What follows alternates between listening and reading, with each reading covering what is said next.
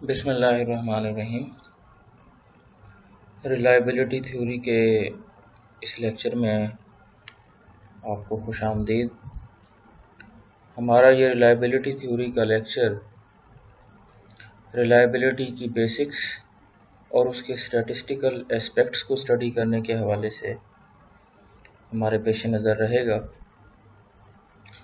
Reliability theory जो है वो पिछले कुछ अरसे में टेक्नोलॉजिकल और इंडस्ट्रियल एडवांसमेंट्स के नतीजे में ये हुआ है कि प्रोडक्ट्स की जो रिलायबिलिटी है, जो उसकी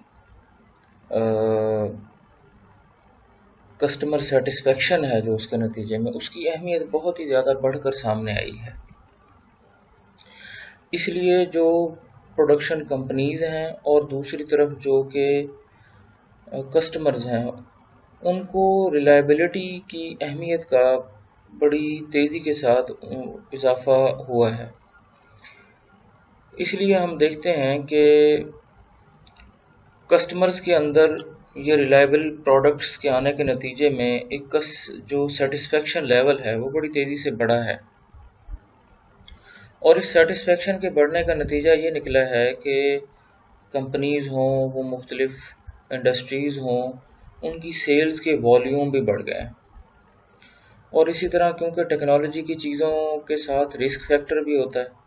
अगर वो चीज़ें रिलायबल हैं, टेक्नोलॉजिकल चीज़ें अपने रिलायबिलिटी को यकीनी बनाती हैं, तो फिर उसके नतीजे में इंसानों की जो सेफ्टी है, जो हिफाजत है, उसके मेयारात भी बुलंद हो गए हैं। और इसी तरह से टेक्नोलॉजिकल एडवांसमेंट के नतीजे में हुआ ये था कि कस्टमर्स को सेटिस्फेक्शन देने के लिए, प्रोडक्ट्स के यूज़ के लिए उनको वारंटी ऑफ़र की जाती थी। और ये जो वारंटी है, इसकी एक बाकायदा कॉस्ट रखी जाती थी, और वो कॉस्ट भी ज़ाहिर है कि कंपनी के वो जो है अपने बजट में शामिल करनी होती थी। तो इसलिए जैसे जैसे प्रोडक्ट्स की रिलायबिलिटी में इजाफा हुआ है, वैसे वैसे जो कंपनीज़ को वारंटी कॉस्ट्स थी उनकी कमी भी हुई है, और उसके नतीजे में उनके बजट के जो एक्सपेंसेस हैं उनमें भी बड़ी वाज़ेह कमी देखने में आई है। और इसी तरीके से जो इलेक्ट्रिकल व्हीकल्स हैं, उनकी जो मेंटेनेंस के एक्सपेंसेस होते थे, ओवरऑल वो भी बड़ी तेज़ी के साथ कम हुए हैं। अब हम यहाँ पर जब रिलायबिलिटी को स्टैटिस्टिकल पॉइंट ऑफ व्यू से समझने की कोशिश करेंगे, तो यहाँ पर ज़रूरत होगी कि हम इसकी कुछ बेसिक टर्मिनोलॉजी से अपने आप को इंट्रोड्यूस करा लें। पहली चीज़ तो ये है रिलायबिलिटी टर्म्स में, जिसे हम मीन टाइम टू फेलियर कहते हैं। ये नॉन रिपेयरेबल सिस्टम्स के बारे में ये टर्म यूज़ की जाती है। यहाँ पर ये बात भी पेश नज़र रहनी चाहिए कि नॉन रिपेयरेबल सिस्टम्स वो होते हैं कि जिनमें एक दफ़ा फेलियर की अकरेंस हुई तो वो दोबारा रिपेयर नहीं हो सकते हैं।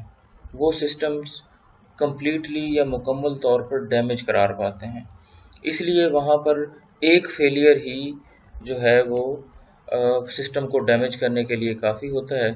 इसलिए ये देखा जाता है कि सिस्टम का जो एवरेज टाइम है फेलियर का वो क्या है। इसी तरह से अगर ऐसे सिस्टम्स हों जिनको हम रिपेयर कर सकते हैं, तो वहाँ पर उन फेलियर्स के दरमियान का टाइम, जिसे मीन टाइम बिटवीन फेलियर कहा जाता है, उसको स्टडी किया जाता है रिलायबिलिटी थ्योरी के अंदर, जिसे हम मीन टाइम बिटवीन फेलियर कहते हैं। इसी तरह रिलायबिलिटी के अंदर रिलायबिलिटी प्रोबेबिलिटी, या इसको सर्वाइवल प्रोबेबिलिटी भी कहा जाता है, और इसे R(T) से डिनोट किया जाता है। फेलियर प्रोबेबिलिटी, जो स्टैटिस्टिक्स के स्टूडेंट्स हैं वो इस बात को समझेंगे कि फेलियर प्रोबेबिलिटी का मतलब है क्यूमुलेटिव डिस्ट्रीब्यूशन फंक्शन। और इसी तरीके से ये क्यूमुलेटिव डिस्ट्रीब्यूशन फंक्शन जो है, इसी से ही हमारे पास रिलायबिलिटी भी कैलकुलेट होती है, 1 - R(T). तो ये जो है हमारे पास क्यूमुलेटिव डिस्ट्रीब्यूशन फंक्शन आ जाता है।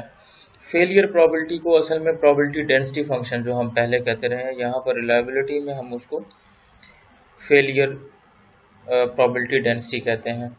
इसी तरह से फेलियर रेट, जिसे हम हैज़र्ड रेट कहेंगे, वो λ(T) से डिनोट किया जाएगा। और इसी तरह से यहाँ पर जो इस्तेमाल होने वाली आखिरी टर्म है उसे हम मीन रेजिडुअल लाइफ कहते हैं। यहाँ पर इंपॉर्टेंट रिलेशन जरूर हमें स्टडी करने होंगे कि जो रिलायबिलिटी और क्यूमुलेटिव डिस्ट्रीब्यूशन फंक्शन, इनको ऐड करने से सम 1 होगा।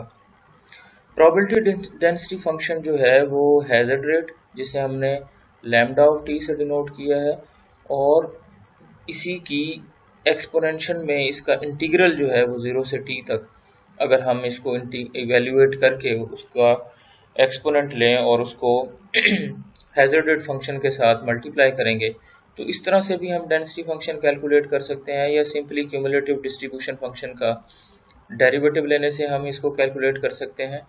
और क्यूमुलेटिव डिस्ट्रीब्यूशन फंक्शन तो हम जानते हैं कि ये डिस्ट्रीब्यूशन को एक स्पेसिफिक टाइम t तक इंटीग्रेट करने के नतीजे में ये हमारे पास आ जाता है। इसी तरह जो रिलायबिलिटी है वो 1 माइनस एफ ऑफ टी, यानी एक में से अगर हम टोटल प्रोबेबिलिटी में से क्यूमुलेटिव डिस्ट्रीब्यूशन फंक्शन को सब्ट्रैक्ट कर देते हैं, या हम एक्सपोनेंट में उसका नेगेटिव इंटीग्रल हैजर्ड रेट का उसको इवेल्युएट कर लेते हैं, तब भी रिलायबिलिटी फंक्शन आ जाता है। और इसी तरह से जो हैजर्ड रेट है वो प्रोबेबिलिटी डेंसिटी फंक्शन को डिवाइड करने से रिलायबिलिटी से हमारे पास फेलियर रेट आ जाएगा, जिसे हैजर्ड फंक्शन भी कहते हैं। और लैम्डा ऑफ टी हम जैसे पहले भी डिफाइन कर चुके हैं कि वो फेलियर रेट को रिप्रेजेंट करता है। मीन टाइम टू फेलियर जो है, अगर हम इसको देखें तो mean time to failure applies to non repairable items और devices and is defined as the average time an item may be expected to function before failure. ये बेसिकली सिंपल मीन का नाम है नॉन रिपेयरेबल सिस्टम में। This can be estimated from a suitable sample of items which have been tested to the point of failure. The mean time to failure is simply the average of all times to failure. ये यहाँ पर एक example से इसको इसकी वजाहत की गई है। For example, if 4 items have lasted 3000 hours, 4000 hours and 4000 hours and 5000 hours respectively, ये 4 लाइफ टाइम आइटम्स के जो लाइफ टाइम आवर्स हैं वो यहाँ पर बताए गए हैं, और उसका mean time to failure simply इन चारों को ऐड करके वो जो कि 16000 आवर्स बनते हैं और उनकी स्ट्रेंथ पर डिवाइड कर देंगे 4 से, तो हमारे पास 4000 आवर्स इस स्पेसिफिक आइटम की जो मीन टाइम टू फेलियर है वो हमारे पास आ जाता है। इसी तरीके से जो दूसरी टर्म है वो हमारे पास है मीन टाइम बिटवीन फेलियर। जैसे मैंने पहले भी अर्ज किया कि मीन टाइम बिटवीन फेलियर की टर्म अप्लाई होती है रिपेयरेबल सिस्टम्स पे, और इसकी जो डेफिनेशन है वो कुछ इस तरह से है, the definition of this refer to between failures for obvious reasons. It should be obvious that total device hours, उस डिवाइस के टोटल आवर्स कितने थे और उसको नंबर ऑफ फेलियर से हम डिवाइड कर देंगे, तो हमारे पास मीन टाइम बिटवीन फेलियर आ जाएगा। For example, consider an item which has failed say 4 times over a period of 16,000 hours, then mean time between failure is 4,000 hours। अगर हम गौर करें तो ये वाली वैल्यू उसी तरीके से आ रही है जो कि प्रीवियस स्लाइड में हमने मीन टाइम टू फेलियर के लिए कैलकुलेट की थी, और इसकी एक स्लाइडली डिफरेंट एग्जांपल भी हमारे पास है। और अगर हमारे पास मीन टाइम बिटवीन फेलियर के लिए जो लाइफ टाइम रैंडम वेरिएबल है वो एक्सपोनेंशियल डिस्ट्रीब्यूशन को फॉलो करता हो, तो उसका मीन टाइम बिटवीन फेलियर जो है वो 1 over mean time between failure या 1 over mean time to failure, यही जो एवरेज वैल्यू है। Where lambda is the failure rate. हम जानते हैं कि एक्सपोनेंशियल डिस्ट्रीब्यूशन का फेलियर रेट जो होता है वो लैम्डा या उसके पैरामीटर से रिप्रेजेंट किया जाता है। For example, the item above fails on average once every 4000 hours. So the probability of failure for each hour is obviously 1 over 4000. This depends on the failure rate being constant. ये